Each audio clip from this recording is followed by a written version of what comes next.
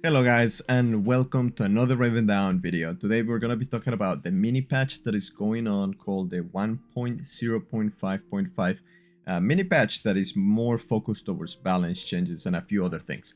So let's get started. The very first thing that the patch note mentions is the proxy system that they were using that they had to remove due to having some issues. So hopefully now that they are implementing it again, it goes as smooth as possible so everybody can have a great experience. Moving on, the reputation and profession reset is finally being moved from Raven coins to down essence, which to me I think this is a great change. I am very happy about this. So that general changes, they applied an adjustment to the dynamic event possessed by resentment. Now it will trigger more often. This is huge because I've been trying to figure out how to get this thing started to finally get that earring that I am missing from Harbor Island. Hopefully now that it triggers more often, we can finally trigger that event and do it right.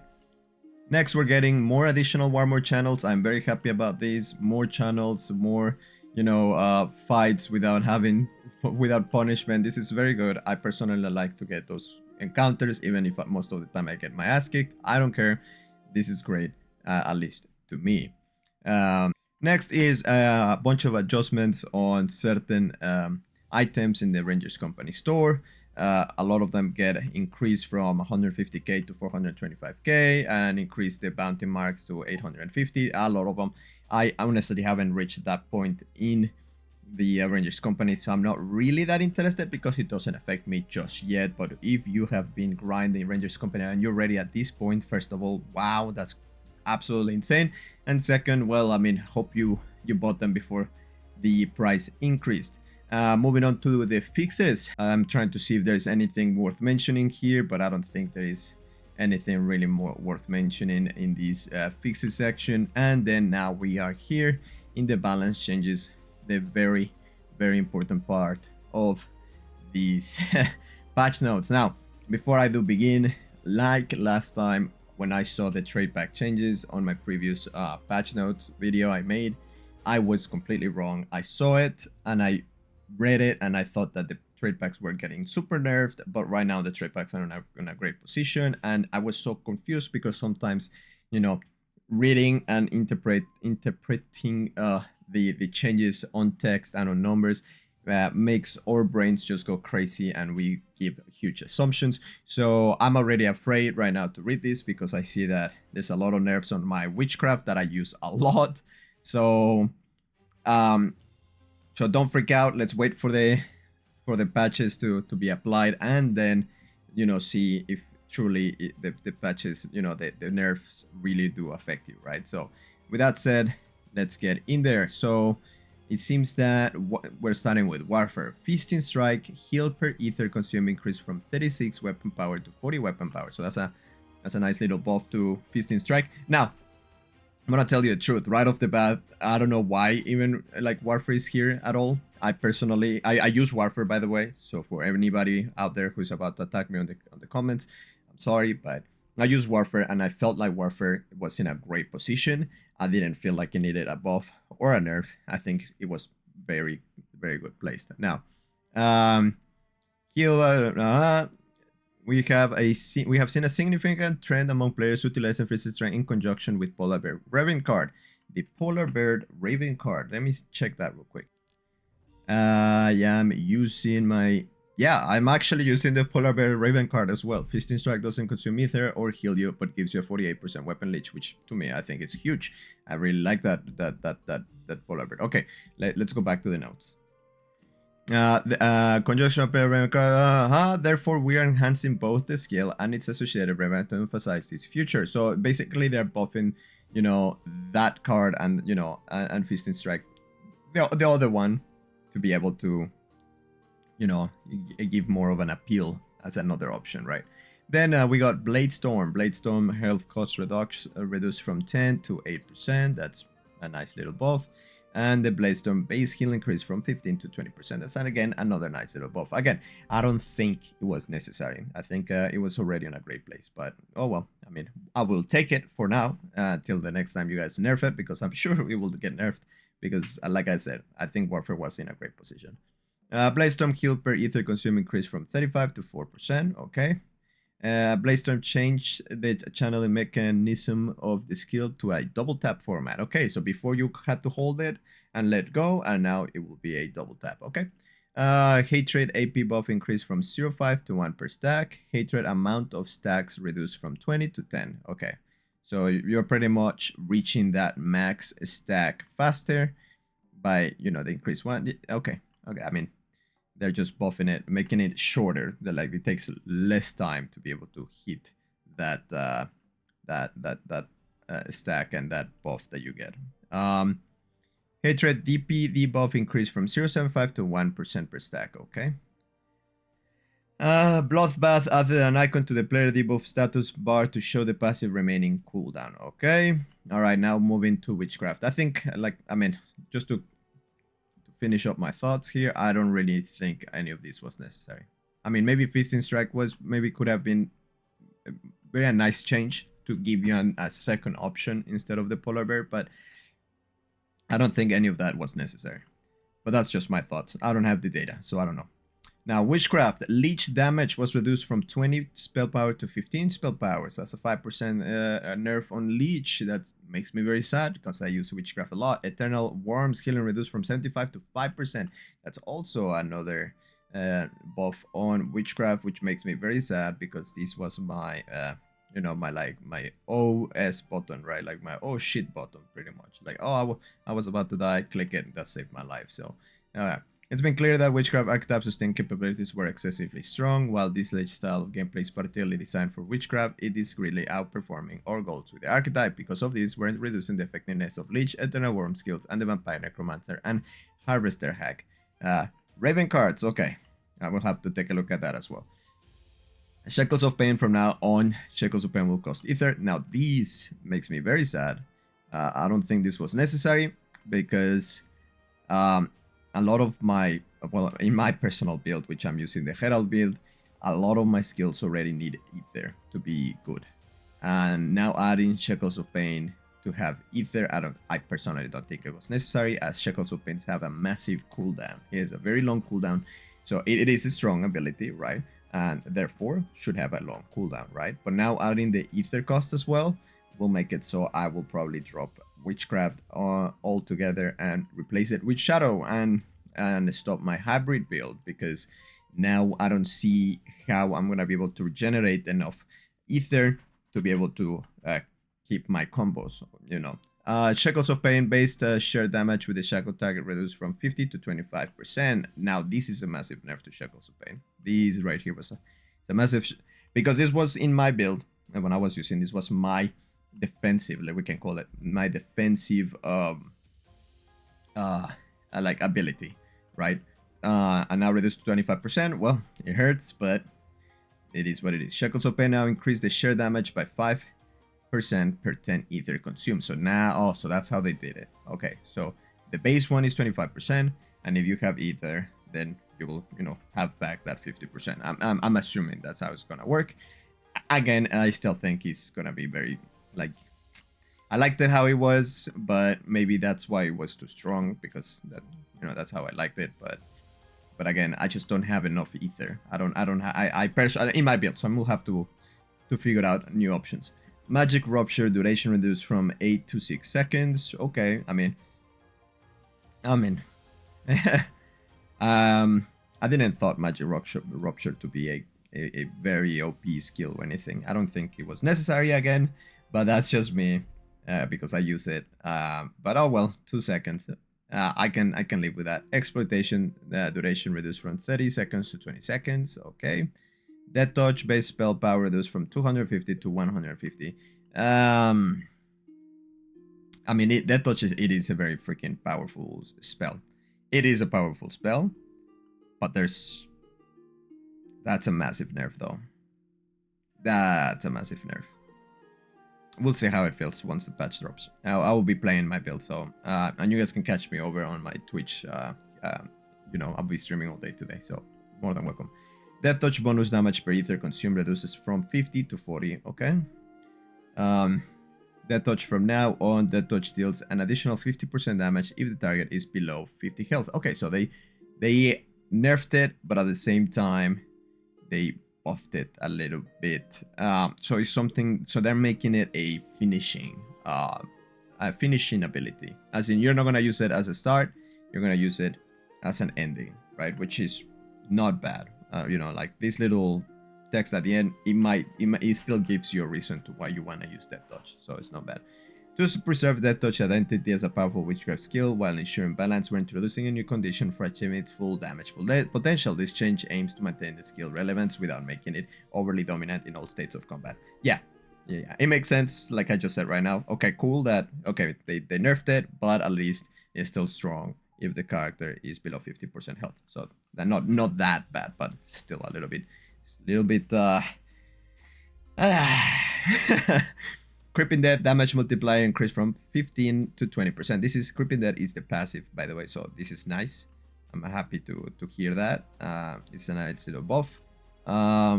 Curse Touch damage multiplier reduced from 30 to 20%. Oh well. I mean, I don't know what to say. Like I said, we'll see how it feels. If it feels really nerfed, we'll just give feedback on it, and I will just switch my build accordingly, right?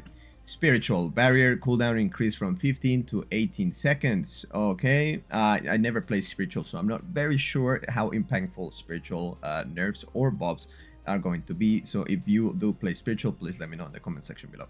Barrier duration decreased from 8 to 6 seconds. So it feels like this is a pretty, you know, it's a nerf to that barrier. It's definitely a nerf to that. Air Aura mana cost increased from 6 to 12%. Air Aura shield reduced from 50 to 40% of max health. Okay, Air Aura, the time for the damage received to be converted to a barrier was increased from 2 to 4 seconds. Now, I think this is huge nerf because the 2 seconds already felt super long, the times that I use spiritual. And now making it 4 seconds, I don't think you're gonna stay alive long enough to be able to to get that into a barrier. But that's just me. Protection, Divine Purpose, the cooldown per stack was removed. Ooh, interesting. So now Divine Purpose duration increased from 6 to 10 seconds. That is a nice little buff to Divine Purpose. It will make it now relevant, because before that, having that cooldown per stack, that 1 second cooldown per stack, was horrible. So after significant feedback as well as internal testing, we have decided to remove the previous added cooldown for this passive to stack. The time was taken for Divine Purpose to offer all the attributes to player builds was not enjoyable. I can bet. The increase in duration is so players that have more comfortable skilled cycles before losing their stacks, and then they're stuck in 1 or 2 specific skills to keep it stacked. Yeah. Undying Will, health threshold for the passive to be active increased from 10 to 20%. Oh, okay, this is huge. This is very nice little buff, because if I remember, Undying Will gives you a very substantial amount of defenses. So that's a nice little passive. Banner of Protection, health decreased from 100% of the caster health to 40. Wait, what? Banner of Protection, health decreased from 100 of the caster's health to 40%. The intent of this change is to encourage scenarios where destroying the Banner of Protection is worthy of the retargeting. I'm not sure how this works, or I don't think I understand this part a lot, but maybe if you do, let me know in the comment section below. The Spiritual Shield cooldown increased from 45 to 60 seconds. Okay, we're slightly increasing the cooldown of the skill to reduce how frequently it is available, sorry, English, for PvE encounters. Okay, now moving on to Shadow. Crippling Dagger skill changed from tier 4 to tier 3. Okay, this change aims to make the choice of abilities in the Shadow tier 3 more flexible for players using spell power focused builds. Okay, Venomous Weapon skill change from tier 3 to tier 4. Venomous Weapon cooldown reduced from 90 to 45 seconds. This is very nice. And again, seeing these changes, like I said, I might even switch Witchcraft, put Witchcraft away and bring in Shadow into my build, especially now that looking at these changes. Venomous Weapon skill will not consume ether anymore. That's fantastic. It will generate 20 instead. Man, I might be seeing the solution right here to my problem. So Venomous Weapon, from now on, Venomous Weapon will also work whenever you cast a skill on the target. This is huge. That's it. I am switching to Shadow. Goodbye, Witchcraft. Hello, Shadow. It's a pleasure meeting you.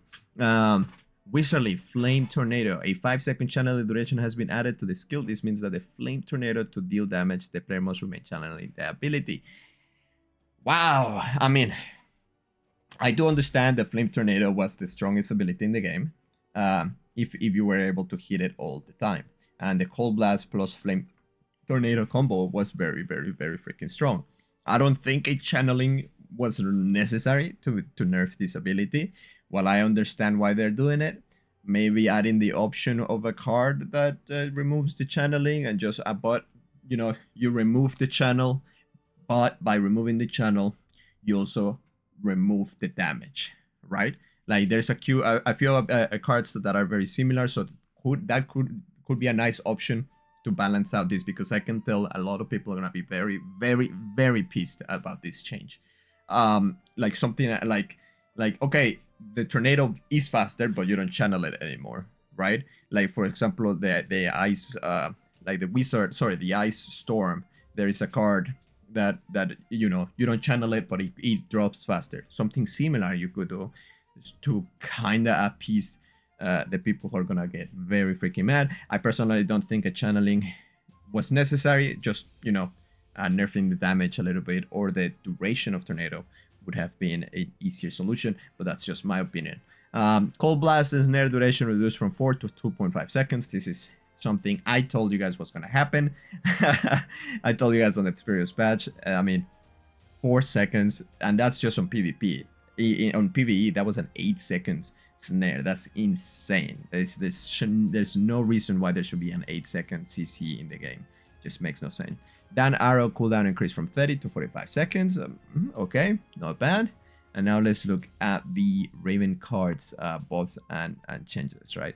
So Rat Bugler Sinister Plot design changed from, if Sinister Plot is active, Shadow Strike cooldown is reduced by boom boom boom 2. If you are engaged in combat, increase your movement speed per 25 ether generated to the duration of the Sinister Plot.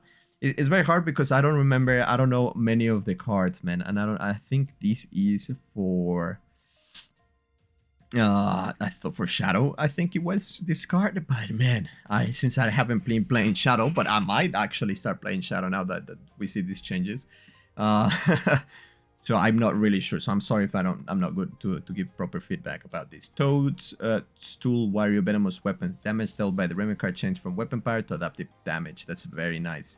That's very nice. This will allow you to be able to either do it on spell damage or weapon damage. That's a nice change. Predator Giant Barrier Multiplier reduced, so that's a nerf on that. Hawk Warlord Feasting Strike multipliers increase. Okay, so that's what we were talking about. So this gives you a better option now. Instead of going for the Polar Bear card, you go for the Hawk Warlord. So nice. Dire Bear Berserk, instead of scaling the AP again, increase fix to 10% for 10 seconds. Okay, players will be able to heal with the Raven card equipped, but the healing will be reduced. Okay, that's an interesting change. Again, it's not an. I mean, it's just kind of like a indirect buff to the sustain to more sustain to warfare, which again I don't think it was necessary. Vampire Necromancer. Oh no, I used this card. Healing increased, reduced from 25 to 15. Oh no way, that's a huge nerf, dude. A huge nerf. So what, my max before was 55% and now is 30%, man. That hurts. Me. Harvester Hag, I mean, you already like nerfed the leech ability itself, so why not just nerf the leech itself and just leave the card? But I mean, I don't know, we'll see once the patch notes are applied, and then once we test that, if it feels too harsh, I'm switching to Shadow. Harvester Hag, Shackles of Pain, heal received from Shackles targeted reduced from 50 to 30, to max was 110, now it's 60. Man, that's another massive change. Okay. Hawk Saboteur, Erupt, change of activating the Raven card effect lower from 4 to 2.5 seconds per stock per Erupt stack. Alright, I haven't played that in a while, so I'm not very sure. Astral Demon Meteor Strike, a 30 slow, lasts for 1 second, was added to target the stay on top of the fire hazard created by Meteor Strike, so that's a little buff on that. Frostbound Drake, Cold Blast, the Ice Storm skill damage increase was removed from the Raven card, okay. Blizzard Beast, Lurking Shadow, spell damage, spell power increase duration decrease from 8 to 6 seconds. So that's a nerf into that TP from Wizard. Ah, man, I haven't played Wizard in so long, so I'm just trying to break my head a little bit. But if you guys are interested in any of that, feel free to read it. The video is already long enough. I apologize. Coming in patch 1.06, we're introducing 2 new systems designed to enhance the risk and reward dynamics of 2 fundamental aspects of Ravendawn. While Ravendawn encompasses both PvP and PvE elements without leaning exclusively towards just one. Okay, so what are these systems? So basically, they're adding 2 new systems. I wanna see what these are. In the upcoming patch, we're excited to introduce new future dubbed cooling spawns. This is a random temporary enhancement to existing spawns that cause them to drop a new inventory item called cooled eyes. Okay, so we're getting a new drops, which are cooled eyes. Okay, cool. Now, what do these do? Players can collect these cool eyes and turn them into the Rangers Company Grandmaster Maxor in South Gladmire for a substantial reward of experience and down essence. Is these like only to him?